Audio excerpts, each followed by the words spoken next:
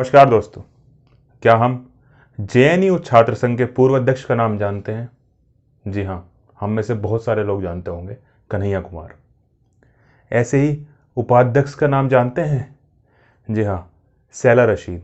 हम में से बहुत ज़्यादा लोग जानते होंगे कन्हैया कुमार का नाम और सैला रशीद का नाम। अब क्या हम जो वर्तमान में जेएनयू के अध्यक्ष हैं उनका नाम जानते हैं?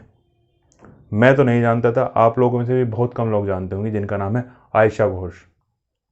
अब सामान्य ज्ञान यानी कि जनरल नॉलेज को थोड़ा सा और बढ़ाते हैं और थोड़ा सा और जोर डालते हैं।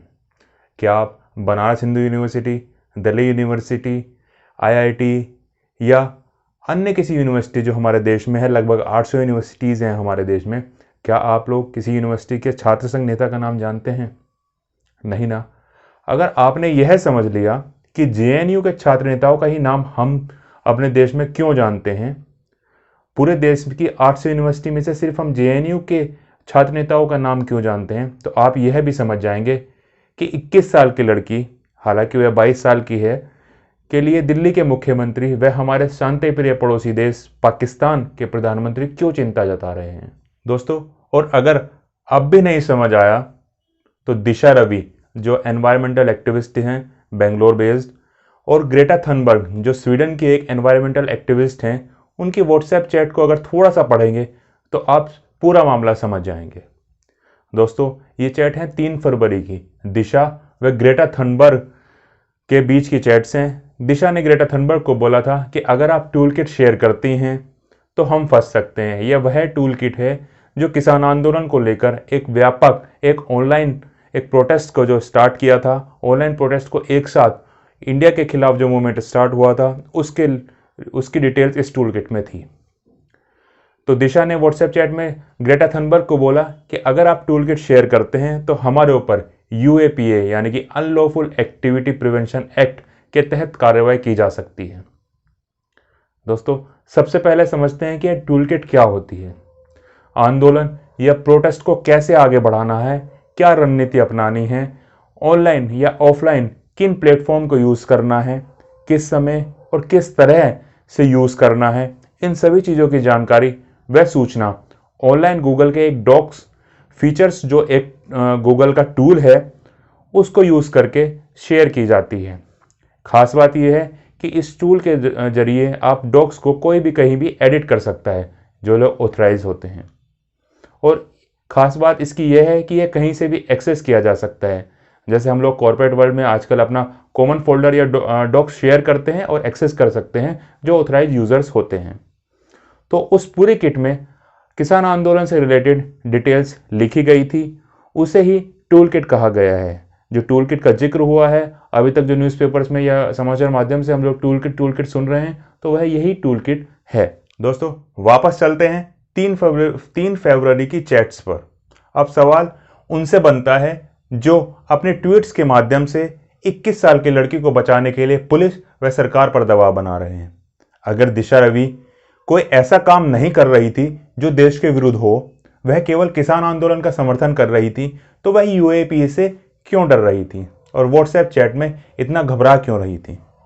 इसका कारण यह है कि आंदोलन की तैयारी से पहले दिशा, ग्रेटा थनबर्ग व निकिता जैकब जो फरार हैं, वह 70 अन्य लोगों के बीच एक जूम एप्लीकेशन है जिसमें ऑनलाइन मीटिंग्स होती हैं, उस पर मीटिंग हुई थी, मीटिंग प्लान की गई थी और मीटिंग एक ऑर्गेनाइज किया गया था।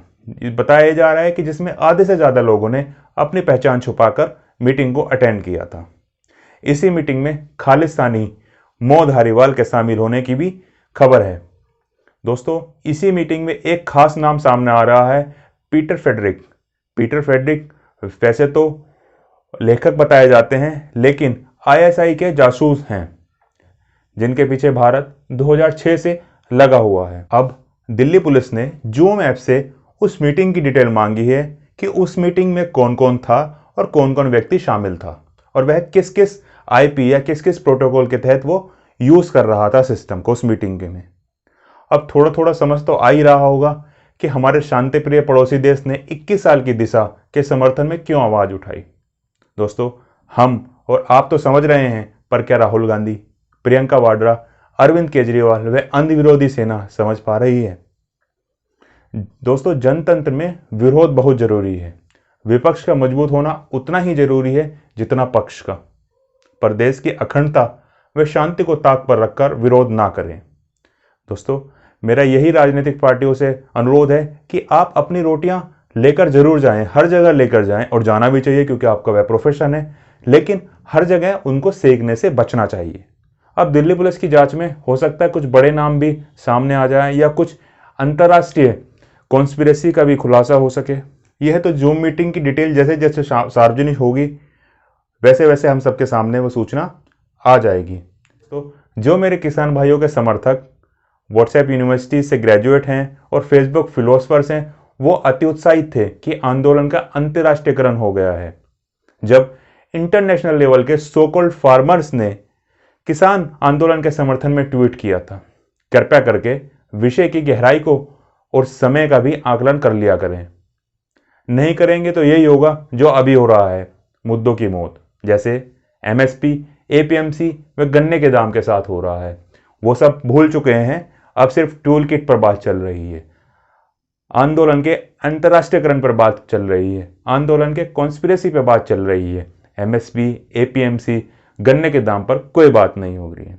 आखिर में यही कहना चाहेंगे कि 21 साल का आतंकवादी भी होता है और 21 साल का सैनिक भी होता है। दोनों अपना बलिदान देते हैं, पर जो देश के लिए अपना सर्वस्व बलिदान करता है वह देश के लिए हमेशा के लिए अविस्मरणीय हो जाता है। दोस्तों, 21 साल का चश्मा हटाकर दिशा के कृत्य को देखना जरूरी। दोस्तों, आप सब भी इस मुद्दे पर अपनी राय कमेंट सेक्शन में कमेंट करके जरूर बताइएगा। दोस्तों, वीडियो इन्फॉर्मेटिव लगती है तो प्लीज चैनल को सब्सक्राइब कर दीजिएगा, लाइक, कमेंट व शेयर करके अपनी बात आगे तक